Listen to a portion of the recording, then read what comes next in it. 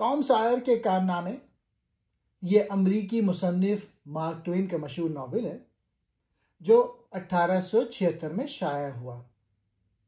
ये एक छोटे अमरीकी कस्बे में रहने वाले एक शरारती और ज़हीन लड़के टॉम सॉयर की ज़िंदगी पर मबनी है। ये नावल बच्चों की मासूमियत, शरारतों, दोस्ती और आज़ादी के जज्बे को बहुत खूबसूरती से बयान करता है। टॉम एक यतीम लड़का है जो अपनी खाला पॉली के साथ रहता है। वो बहुत शरारती, तखय्युलाती और मुहिमजू है।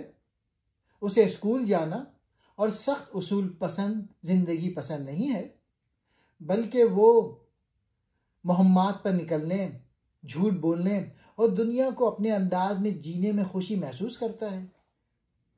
कहानी की शुरुआत टॉम की रोजमर्रा की शरारतों से होती है, जैसे स्कूल से भाग जाना, खेलों में मसरूफ रहना और अपनी खाला को चालाकी से धोखा देना। टॉम को एक नई लड़की बैकर से मोहब्बत हो जाती है जिसके साथ वो मंगनी का ड्रामा करता है, लेकिन जल्द ही बजगाना नाराजगी के बाइस उनकी दोस्ती मुतासिर होती है। फिर वो कत्ल का गवाह भी होता है। टॉम और उसका दोस्त हकलबेरी कब्रिस्तान में एक कत्ल के गवाह बनते हैं, जहां एंजन जो एक डॉक्टर को कत्ल कर देता है और इल्जाम एक बेगुनाह शख्स पोर्टर पे डाल देता है।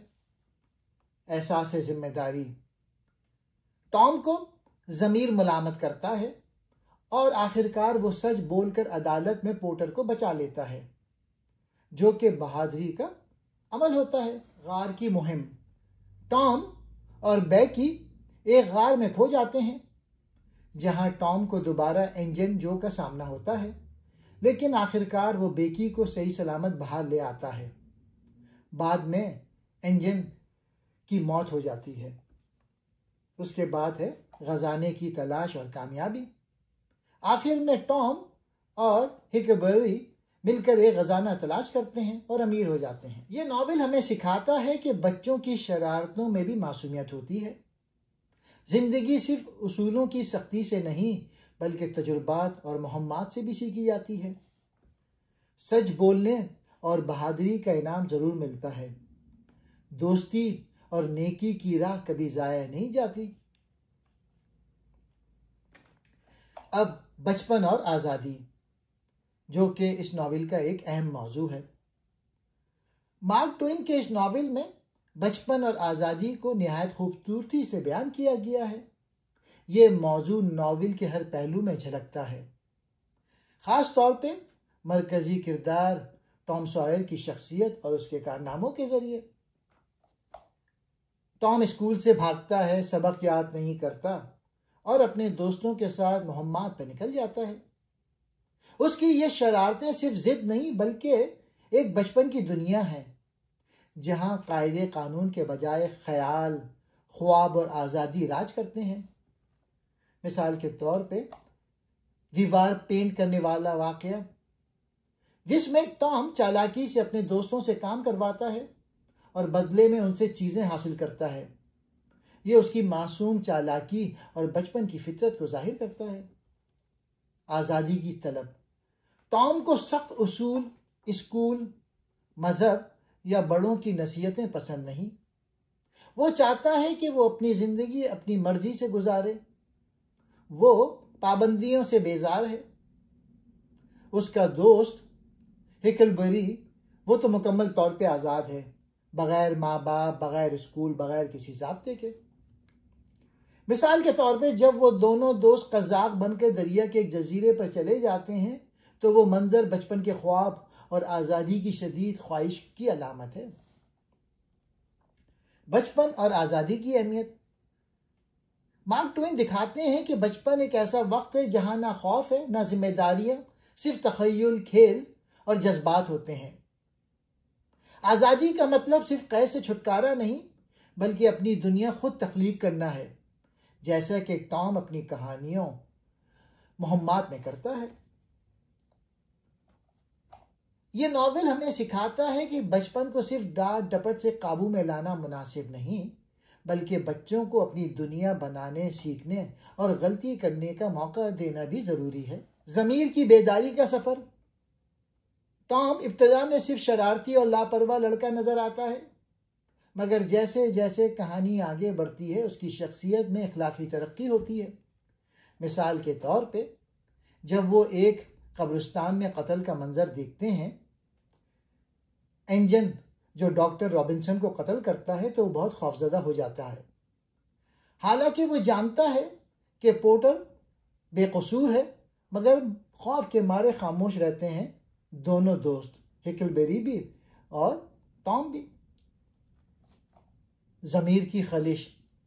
टॉम के दिल में बेचैनी पैदा होती है। वो जानता है कि सच न बोलना गलत है। यही वो मुकाम है जहां मार्क ट्वेन हमें दिखाते हैं कि एक बच्चे के अंदर भी ज़मीर होता है जो सही और गलत में फ़र्क महसूस करता है। टॉम की अंदरूनी कश्मकश।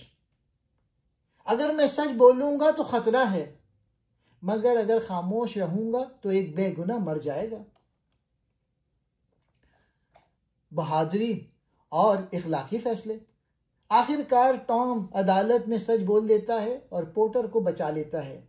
यह उसकी इखलाकी तरबियत की कामयाबी है। यह लम्हा यह साबित करता है टॉम अब सिर्फ शरारती बच्चा नहीं रहा, वो सच्चाई, इंसाफ और दूसरों की फलाह के लिए कुर्बानी देने वाला फर्द बन गया है। ज़मीर की आवाज चाहे जितनी भी धीमी हो, अगर दिल सच्चा हो तो वह इंसान को सही रास्ता दिखा देती है। मार्क ट्वेन दिखाते हैं कि बच्चों में भी नेकी का शऊर होता है, ज़मीर की खलिश होती है और सही वक्त पर वो इखलाकी फैसला लेने की ताकत रखते हैं। सच बोलना कभी कभी मुश्किल होता है, मगर ज़मीर की आवाज को दबाना इंसान को अंदर से खोखला कर देता है। बच्चों को सिर्फ सजा नहीं बल्कि इखलाकी रहनुमाई की जरूरत होती है। किताब का तीसरा मौजू दोस्ती और कुर्बानी है। मार्क ट्वेन के नॉवेल में दोस्ती और कुर्बानी निहायत गहराई से बयान की गई है। यह सिर्फ एक शरारती लड़के की कहानी नहीं, बल्कि सच्ची और बेलौस दोस्ती और दूसरों के लिए कुछ कुर्बान करने का सबक भी है। टॉम और हिकलबेरी की दोस्ती। हिकलबेरी एक गरीब, आजाद मंश और समाज से अलग थलग लड़का है, मगर टॉम के लिए वो सबसे करीबी दोस्त है। दोनों एक दूसरे के साथ मुहम्मात में, खतरात में और ख्वाबों में शरीक हैं। मिसाल के तौर पे दोनों जजीरे पर कज़ाक बनकर जाते हैं, दोनों कब्रिस्तान में कत्ल का राज देखते हैं, दोनों खजाने की तलाश में निकलते हैं। यह सब कुछ उनके एतमाद और बेफिक्री वाली दोस्ती को जाहिर करता है। दोस्ती के लिए कुर्बानी देना। टॉम का सबसे बड़ा इखलाकी कदम उस वक्त आता है जब वो खतरे में होने के बावजूद पोर्टर को बचाने के लिए अदालत में सच बोल देता है। वो जानता है कि अगर वो सच बोलेगा तो अंजन जो उसे मार सकता है, मगर वो अपने ज़मीर और दोस्त की खातिर अपनी जान खतरे में डाल देता है। ये अमल दो चीजें साबित करती हैं। टॉम सिर्फ शरारती नहीं, नरमदिल और बहादुर है। दोस्ती के लिए कुर्बानी देना उसकी फितरत में शामिल है। बच्चों की मासूम मगर गहरी दोस्ती। बच्चों की दोस्ती में लालच नहीं, फरेब नहीं, सिर्फ खुलूस और साथ होता है। चाहे वो भेकी हो जैसे वो गार में बचाता है, या हिकलबेरी जिसके साथ वो ख्वाबों की दुनिया बसाता है। असल दोस्ती वो है जहां खतरा भी हो, मगर दोस्त को बचाने की फिक्र उससे बढ़कर हो। मार्क ट्वेन का फन ये है, वो बच्चों की दोस्ती को ऐसा दिखाते हैं जैसे वो दुनिया की सबसे पाक शय हो, और यही दोस्ती जब कुर्बानी में ढलती है तो किरदार हीरो बन जाता है। ये किताब हमें सिखाती है कि दोस्ती में खुलूस और कुर्बानी का जज्बा सबसे कीमती है। एक सच्चा दोस्त वही है जो मुश्किल में साथ खड़ा हो, और बच्चों की मासूम दोस्ती हमें इंसानियत का असल रंग देती है। इस किताब का एक और मौजू समाजी इक़दार पर तनकीद है। मुसन्निफ इस नावल में ना सिर्फ एक बच्चे की मुहिम्मात बयान करते हैं बल्कि 19वीं सदी के अमरीकी माशरे के कई समाजी इक़दार और रस्म व रिवाज पर भी तंजिया अंदाज में तनकीद करते हैं। मुनाफिकाना मजहबी रवैया। नावल में चर्च की रसूमात, दुआओं और बच्चों पर मजहबी बोझ का मजाक उड़ाया गया है। टॉम बाइबल की आयत रट कर इनाम हासिल करना चाहता है, मगर इन आयात का मतलब समझे बगैर। पैगाम यह है कि मजहब को सिर्फ जबानी रटा और जाहिरी अमल बनाना रूहानी तरबियत नहीं है। तालीम का नाकिस निज़ाम। स्कूल में सख्ती, डिसिप्लिन और रट्टा सिस्टम दिखाया गया है। टॉम जैसे बच्चे तालीम से भागते हैं क्योंकि वो सीखने के बजाय सिर्फ सजा का खौफ पाते हैं। पैगाम यह है, तालीम का मकसद बच्चे की नशोनुमा होनी चाहिए, ना कि सिर्फ रटवाना और सजा देना। फिर बड़ों का मुनाफिक रवैया। मार्क ट्वेन दिखाते हैं कि बड़े खुद उसूल तोड़ते हैं लेकिन बच्चों पर सख्ती करते हैं। खाला पोली टॉम को सजा देती हैं लेकिन खुद भी धोखा खाती हैं। पैगाम यह है, बच्चों को सबक देने से पहले खुद मिसाली किरदार बनना चाहिए। नेकी और बुराई की पहचान इखलाकी शऊर का सफर है। टॉम की शख्सियत में तब्दीली। शुरू में टॉम शरारती, जिद्दी और खुदगर्ज नजर आता है, मगर वक्त के साथ वो नेकी और बुराई का फर्क समझने लगता है। मिसाल के तौर पे एंजन, जो कि कत्ल को छुपाना ये बुराई था, सच बोलकर पोर्टर को बचाना ये नेकी था। जमीर की रोशनी। टॉम के जमीर ने उसे बुराई को छुपाने नहीं दिया, वो सच बोलकर एक मासूम की जान बचाता है, ये नेकी का अमल मुजाहिरा है। इंसान में नेकी और बुराई दोनों का बीच होता है। असल तालीम यह है कि वो वक्त पे सही फैसला कर सके। नेकी और बुराई की पहचान इस नॉवेल का एक बुनियादी और गहरा इखलाकी मौजू है। मार्क ट्वेन बच्चों की दुनिया के जरिए हमें यह सिखाते हैं कि नेकी और बुराई का फर्क सिखाया नहीं जाता, बल्कि तजुर्बे, ज़मीर और एहसास जिम्मेदारी से समझा जाता है। टॉम की इब्तिदाई लापरवाही। शुरू में टॉम को नेकी या बुराई का कोई खास शऊर नहीं होता। वो झूठ बोलता है, स्कूल से भागता है, दूसरों को धोखा देता है, मगर यह सब मासूम बचपने का हिस्सा होता है, ना कि खालिस बुराई। कत्ल के वाक़े ने बदल दिया।